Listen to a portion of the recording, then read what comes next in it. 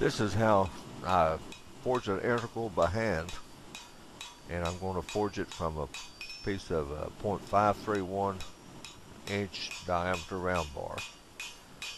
And what I'm doing is I'm flattening out the blade part of it where the heel is on the edge of the anvil.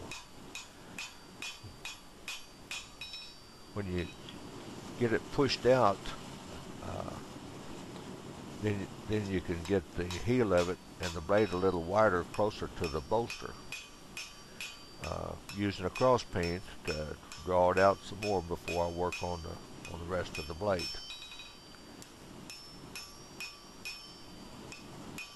Almost messed up there a little bit. I got the blade a little bit off center, and I'll use another little jig here pretty soon to get it centered back up. Almost messed up there again. You just keep pushing the blade out sideways, and then once you get the blade out sideways, then you can start to form your blade a little bit more.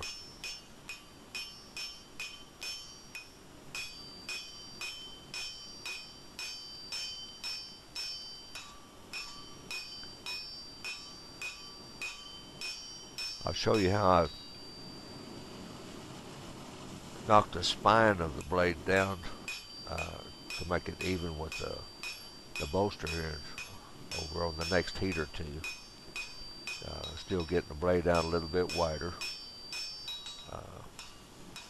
I've got a little jig that's just a piece of steel that had a run through it a little bit with a drill bit, and then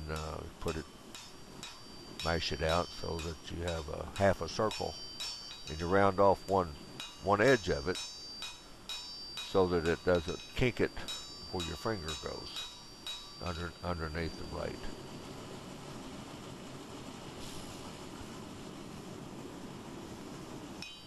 It's just a little simple piece of metal.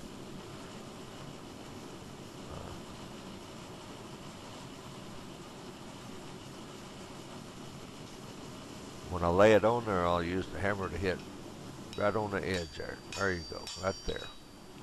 It just takes a little bit, and you got it knocked down, and then you can start pulling it, heel of the blade on down a little bit, and forge it on your blade more.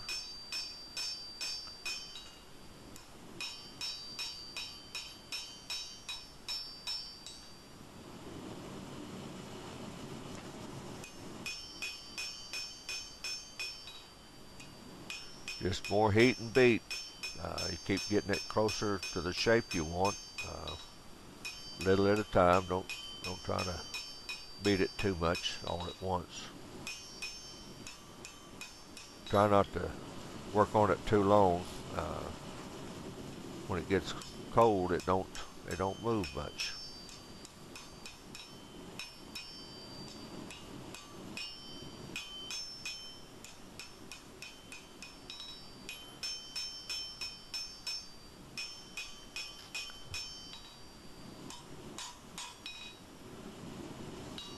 You kind of have to guess what I'm doing on some of this because it's in the shade. We'll cut the tang off about 1.5 inches, and then it takes just about 1 inch to pull out for the hidden tang.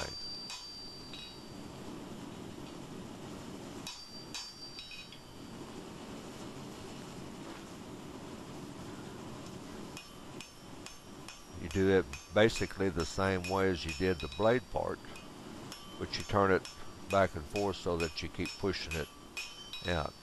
Whenever you're drawing out the tang, you almost have to draw it out square. It just don't want to do.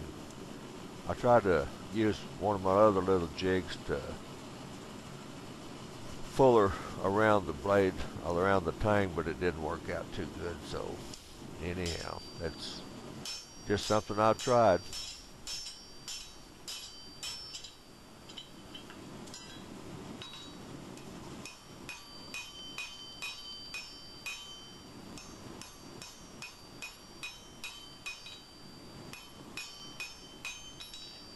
That 1 inch of tang that I started with will stretch out to about 2 inches, and that's 2 inches back into your hand from the finger.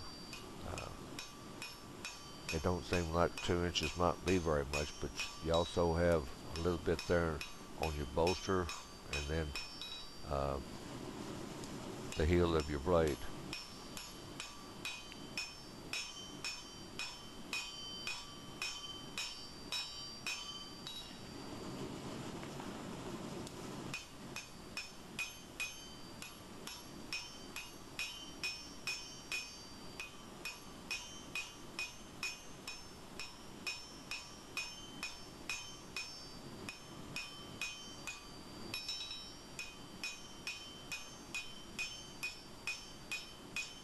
Just keep turning it, rolling it, and beating on it, and it'll round it up, and that'll give you, when you get ready to round it up with the grinder, it makes it a whole lot easier.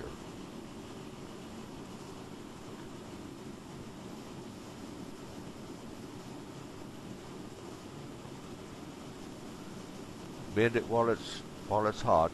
Uh, it don't take much sometimes to move it where you want to. Check the alignment between your blade and your bolster. Uh,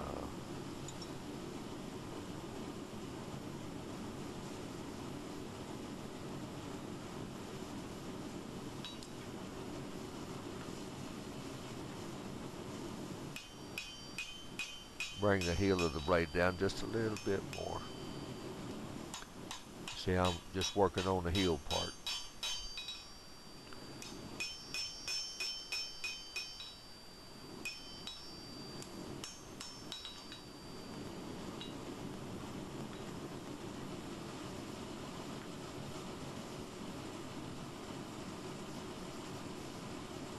And that's just about it. Once you get the tang and the blade and you get them in a line, sometimes you gotta hit it there in the throat a little bit, get it lined back up, but that's about it.